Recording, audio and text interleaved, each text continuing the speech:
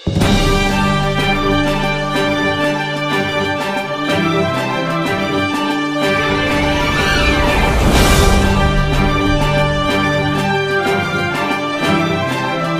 To K7 news. నా పేరు కళ్యాణి.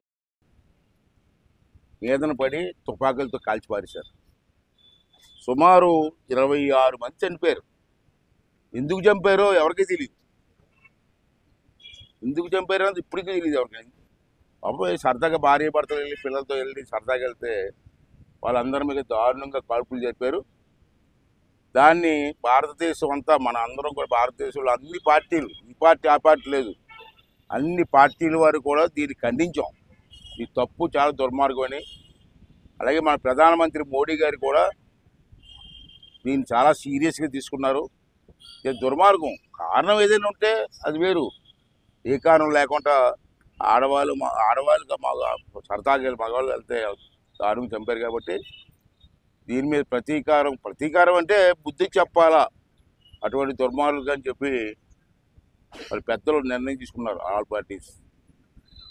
అయినా సరే పాకిస్తాన్ కూడా మేము కూడా యుద్ధానికి రెడీగా అంటున్నారు. మన దేశం కూడా యుద్ధానికి రెడీగా ఉన్నాం. బహుశా ఏప్రిల్ యుద్ధం జరగవచ్చు. అప్పుడు చర్చలు జరుగుతున్నాయి. ఆ యుద్ధానికి ఒకసారి అటువంటి దుర్మార్గులకి నా సొంత అభిప్రాయం ఏంటంటే, నేను మొన్న చెప్పాను, నన్ను అడిగారు మీ అభిప్రాయం ఏంటని. అటువంటి దుర్మార్గులు వదలకూడదు, ప్రతీకారం తీసుకోవాల్సిందే. అన్యాయంగా చంపారు 26 మందిని అని నా ఉద్దేశం కూడా చెప్పాను నేను. అంటే రాత్రి కొన్ని కవింపు చర్యలు జరిగాయి. బహుశా యుద్ధం కూడా రావాలా. ఒకసారి ఆ దుర్మార్గులు అందరూ తుడిచిపెట్టాలి. ఒకసారి భారతదేశంపై కన్నులెత్తి చూస్తే మిమ్మల్ని పాతేస్తామని చెప్పి ఒక సంకేతం మనం ఇవ్వాల్సిన అవసరం ఉంది. అంచేత మనం అందరం కూడా కార్యక్రమం గాంధీ గారి పెట్టాం. మన పుణ్యదేశం, శాంతియుతమైన దేశం. మన దేశం ఎప్పుడు కూడా తగులు కోసం కోరుకోలేదు. నేను చిన్నప్పటి నుంచి చూస్తాను గాంధీ గారి దగ్గర చూస్తే. వాళ్ళు పైకి మనం శాంతిగా ఉంటాం, కానీ వాళ్ళు వచ్చి దౌర్జన్యం చేస్తుంటే ఎన్నాళ్ళు శాంతిగా ఉంటాం? కొట్టవలసిందే.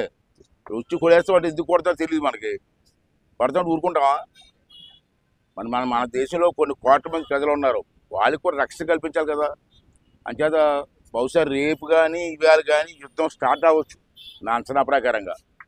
అంచేత భారతదేశం మన సైనికులకి చాలామంది సైనికులు యుద్ధానికి వెళ్తున్నారు. అప్పుడు వెళ్ళిపోయారు, బార్డర్లో ఉన్నారు. ఏ టైంలోనే అవ్వచ్చు. అంచేత మనందరం మనం చేసేది యుద్ధానికి మనం వెళ్ళలేం, కానీ మన దేవుని ప్రార్థించి మన సైనికులకి ధైర్యాన్ని ఇచ్చి ముందుకు నడిపించి దేశాన్ని కాపాడే ధైర్యాన్ని ఇవ్వాలని చెప్పి ఆ దేవుడిని మనందరం కోరుకుందాం.